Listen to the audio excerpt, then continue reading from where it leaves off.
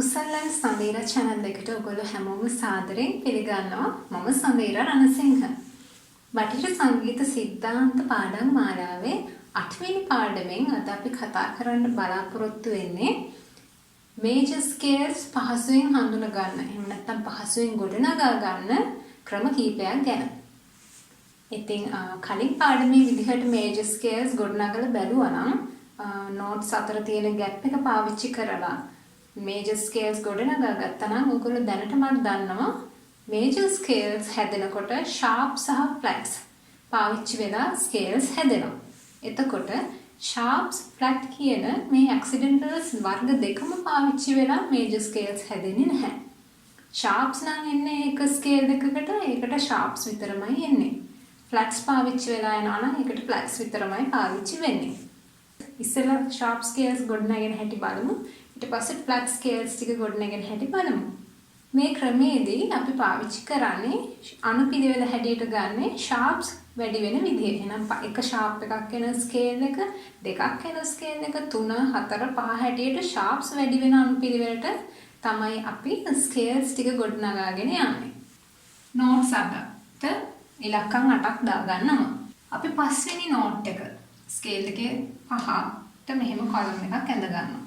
ඒ කරලා මේ පස්වෙනියට එන note එක තමයි අපි ඊළඟ scale එකේ පළවෙනි note එක හැටියට පාවිච්චි කරන්නේ. එහෙනම් C major scale එක දීලා තියෙනවා. C major scale එකට sharps මොකුත් නැහැ. C major scale එකේ පස්වෙනි note එක ඊළඟට එක sharp එකක් එන scale එකේ පළවෙනි note එක වෙන්නේ. ඒ කියන්නේ 1 sharp scale එක වෙන්නේ G major scale එක. අපි notes ටික ලියාගෙන යනවා පිළිවෙලට. music alphabet එකේ පිළිවෙලට G A B C D E F G මේ notes අට තමයි G major scale එකේ notes අට වෙන්නේ. දැන් මේකට එක sharp note එකක් එන්න ඕනේ. මේ scale එකකට එකතු වෙන අලුතෙන් එකතු වෙන sharp note එක වෙන්නේ 7 වෙනි note එක. scale එකේ 7 වෙනි note එක තමයි sharp note එක වෙන්නේ. එහෙනම් G major scale එකේ sharp note එක වෙන්නේ F sharp. 1 sharp scale is G major. ඊළඟට sharp දෙකක් එන scale එක හොයන්න ඊට කලින් ආපු scale එක අපි ලියපු G major scale එකේ පස්වෙනි note එක තමයි ගන්නෙ පළවෙනි note එක හැටියට. එහෙනම් 2 sharp scale එක වෙන්නේ D major scale එක. මේ කලින් scale එකේ තිබ්බ sharp එක එහෙම්ම වෙනවා ඊළඟ එකට. එහෙනම් F sharp. අලුතෙන් එකතු වෙන sharp එක වෙන්නේ 7 වෙනි note එක. මෙතන. D major scale එකේ sharp notes වෙන්නේ F sharp, C sharp. ඊළඟට sharps තුනක් එන scale එක වෙන්නේ A major scale. කලින් scale එකේ sharps දෙකම මේ scale එකටත් එනවා. F sharp, C sharp. අලුතෙන් එකතු වෙන්නේ 7 වෙනි note එක sharp වෙනවා. A major scale එකට sharps 3යි. ඊළඟට 5 වෙනි note එක E. මේකේ කලින් notes ටික sharp වෙච්ච notes එහෙමම sharps හැටියට එනවා F sharp, C sharp, G sharp. අලුතෙන් එකතු වෙනවා D sharp. මේ විදිහට ඔයගොල්ලෝ තනියෙන් ඊටු ටික ඔක්කොම ලියලා බලන්න. scales ටික ඔක්කොම මේ විදිහට ලියපුවාම එන්නේ මෙතන දැන් බලන්න B major scale එකේ පස්වෙනි note එක වෙන්නේ F sharp note එකක්. එතකොට ඊළඟ scale එකේ පළවෙනි note එක වෙන්නේ F නෙමෙයි F sharp note එකක්. F sharp වල ඉඳන් තමයි අපි scale එක ලියන්නේ. ලියලා කලින් scale එකේ sharps ටික add කරලා අලුතෙන් එකතු වෙන sharp එක හැටියට E එක sharp කරනවා. sharps 7ක් වෙන scale එක වෙන්නේ C sharp scale එක. මෙතන පස්වෙනි note එකට ආවේ. C sharp scale එකට notes ඔක්කොම sharps හැටියට තමයි එන්නේ. මේ විදිහට තමයි sharp scales ටික එන්නේ. මීට එහා sharp scales එන්නේ නැහැ. අපි බලමු මේ විදිහටම flat scales ටික හදාගන්නේ කොහොමද කියලා.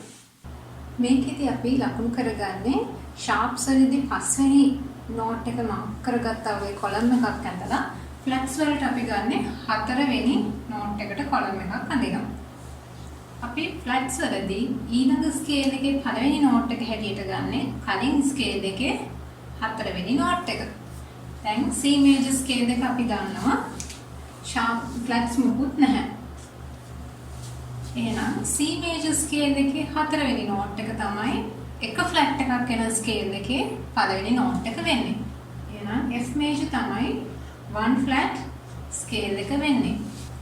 මේකෙදි අලුතෙන් අපි ලියපු scale එකේ හතරවෙනි note එක තමයි අලුතෙන් add වෙන flat note එක වෙන්නේ. කලින් scale එකේ හතරවෙනි note එක අලුතෙන් ලියන scale එකේ පළවෙනි note එක හැටියට එනවා. ඒකට අපි අලුතෙන් ලියන scale එකේ හතරවෙනියට එන note එක තමයි අපි අලුතෙන් flat එකක් එකතු කරන්නේ. එහෙනම් F major scale එකේ එක note එකක් flat වෙනවා. ඒ flat වෙන එක note එක තමයි B flat. එහෙනම් F major එකේ B flat. ඊළඟට හතරවෙනි note එක. ඊළඟ scale එකේ පළවෙනි note එක. එහෙනම් 2 flat scale එක වෙන්නේ B flat major scale එක. එහෙනම් මේකේ අලුතෙන් එකතු වෙන flat එක වෙන්නේ B flat. 2 flat scale එකේ flats දෙක B flat B flat. ඊළඟට 3 flat scale එක වෙන්නේ E note එක පටන් ගන්න scale එක. E flat major E flat. කලින් scale එකේ notes දෙකම මේකෙත් flat වෙනවා. එහෙනම් B flat E flat මෙතනත් flat වෙන්න ඕන. E flat එක දැනටත් දාලා තියෙන්නේ B flat ඊට අමතරව අලුතෙන් එකතු වෙන flat එක වෙන්නේ හතරවෙනි column එකේ එන A flat. මේ විදිහට ඔක්කොම ටික තනියෙන් ලියලා බලන්න. E flat B flat A flat. Flat scales ටික ඔක්කොම ලියලා ඉවරනම මේ විදිහට එන්නේ E flat major, A flat major, 5 flat major එක වෙන්නේ D flat major, G flat major, flats 7ක් එන scale එක වෙන්නේ C flat major scale එක. මේ තියෙන්නේ flats එන order එක. කලින් sharps එන order එක තිබ්බා වගේ flats එන order එක. මේ flats එනකොට කොයිම වෙලාවකවත් කවරම් වෙලා ඉවිල්ලා නැහැ. ඒ කියන්නේ 1 flat scale එකේ B flat තියෙනවා. එතකොට flats 4ක් එන scale එකට එනකොට B flat එක නැතුව වෙන flats ටිකක් එන්නේ නැහැ. ඊට කලින් තිබ්බ flats අනිවාර්යෙන් පාරට එනකොට ඒ ඊළඟ scales වල තියෙනවාමයි. දෙවෙනි ක්‍රමයේදී අපි පාවිච්චි කරන්නේ පළවෙනි ක්‍රමයේ වගේමයි. හැබැයි මේකෙදී scales හොයනකොට අපි notes ටික ඔක්කොම ලියන්නේ නැහැ. ඒ වෙලාව අපි ඉතුරු කරගන්නවා.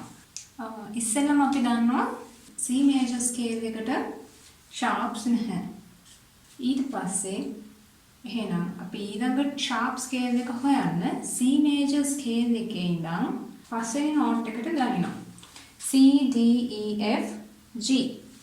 ඊළඟ එක වෙන්නේ 1 sharp scale එක G major scale එක.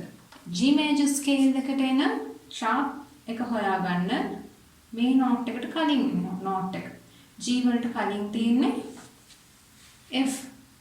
එහෙනම් G major scale එකේ sharp note එක වෙන්නේ F sharp එක. මෙතනින් පස්සේ මේ දෙක හොයාගත්තට පස්සේ අපි මේ scale එකේ note එකට කලින් note එක කියා හොයන්නේ නැහැ. ලේසිම විදිහ තමයි අපි පහ ගානේ තමයි ගනින්නේ. C note එකේ ඉඳන් පල්ලෙහාට ආවෙත් 5ක් count කරලා එතකොට අපිට ඊළඟ sharp note එක හොයන්නත් පුළුවන් 5ක් දැනගෙන ගියා. අපි බලමු දෙවෙනි 2 sharp scale එක හොයන විදිහ. G major scale එකේ ඉඳන් ඉස්සරහට notes 5ක් දැනගෙන යනවා. G A B C D D. මෙතන කලින් sharp එකේ හිම පල්ලෙහාට එනවා F G A B C කියලා මේ නෝට් එකේ ඉඳන් පහක් ඉස්සරහට අපි යනගෙන ගියාම අපිට දෙවෙනි sharp නෝට් එක හම්බ වෙනවා. F G A B C C sharp. ඒ විදිහටම පහ ගානේ මේ පැත්තටත් පහක් කවුන්ට් කරාම sharps හොයාගන්න පුළුවන්. එහෙනම් පහ D E F G A. A major scale. F sharp, C sharp, අලුතෙන් එන sharp එක වෙන්නේ C D E F G. පහක් ගන්නහම එනවා.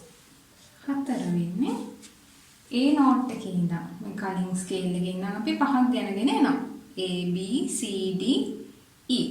E major scale එකට එන sharps එන්නේ. මේ sharps ටික එහෙම පල්ලෙහාට එනවා. F sharp, C sharp.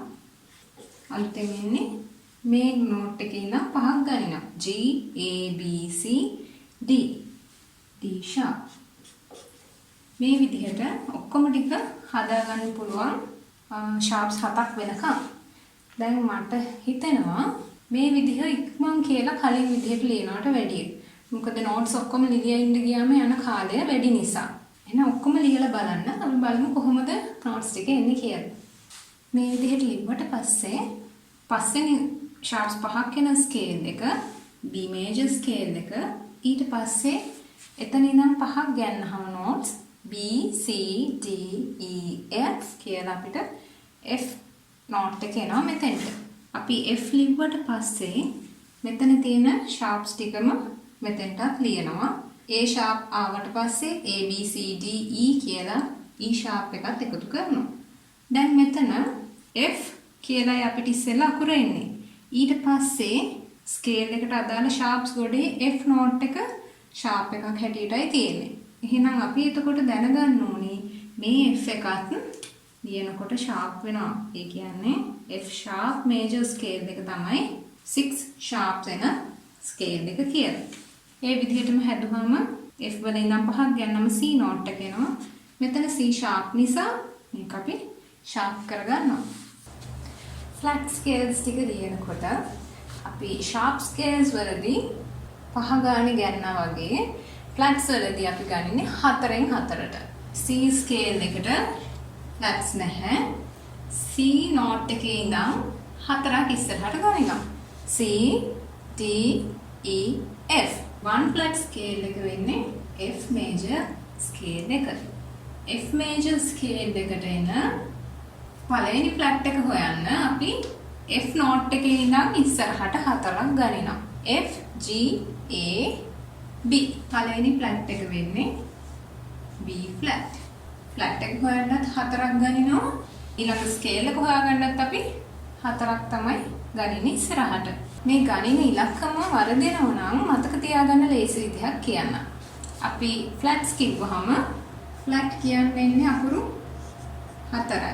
එහෙනම් flats accidentals හැටියට එන scales වලට අපි count කරන්නේ 4 පාවිච්චි කරලා. sharp කියලා ලියුවහම අකුරු 5යි. එහෙනම් ඒ scales හදන්න පාවිච්චි කරන්නේ අංක 5.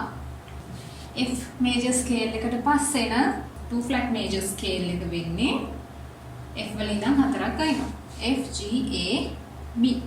මෙතෙන්ට එන්නේ ආය B flat. දැන් හොඳට බැලුවොත් පේනවා ඇති මේ දෙකේ අතර කනෙක්ෂන් එක සම්බන්ධතාවයක් තියෙනවා. එයි අපි F major scale එකට එන flat එක හොයන්න. one flat එක හොයන්නත් අපි 4ක් ගන්න. එහෙනම් ආපහු අපි මේ පැත්තටත් 4ක් ගණගෙන වෙලාව නාස්ති කරන්න ඕනි නැහැ. මෙතනට ආපු එකම ඊළඟ පේලියට ලිව්වනම් ලේසි. එහෙනම් B flat major scale එකට එන flats හොයන්න. මේක එනවා අනිවාර්යෙන් B flat. මෙතන නම් 4ක් ගන්නවා. B C D E. E flat තමයි අලුත් flat එක වෙන්නේ. එහෙනම් අපේ ඊළඟ scale එක වෙන්නේ E flat major scale. B flat E flat E F G A. A flat. flats 3යි. මේක තමයි ඊළඟ scale එක වෙන්නේ. A B C D. T flat. මේ ටික තනියෙන් ලියලා බලන්න කොච්චර ඉක්මනින් ලියන්න පුළුවන්ද කියලා. ඔක්කොම flat scales ටික මේ විදිහට ලිව්වහම එන්නේ. දැන් මේ ක්‍රම දෙක ලියලා බැලුවහම කෙනෙකුට මේ ක්‍රමය ලේසි වෙන්න පුළුවන්, තවත් කෙනෙකුට පළවෙනියෙන් අපි කතා කරපු ක්‍රමය ලේසි වෙන්න පුළුවන්. Tamanට කොයි ක්‍රමයේද හරියන්නේ කියන එක ටික ටික මේවා භාවිතා කරලා අභ්‍යාස කරනකොට තමයි තේරෙන්නේ. ඒක හොයාගන්න එක ඕගොල්ලන්ට බාර දෙයක්. මේ දීලා තියෙන්නේ sharp scales වලට sharps add වෙන order එක පිළිවෙල. මේ පිළිවෙලට තමයි sharps ටික එන්නේ. පළවෙනි sharp scale එකට F එක, ඊළඟට FC, FCG, FCGD, FCGDA ඔය විදිහට එන්නේ.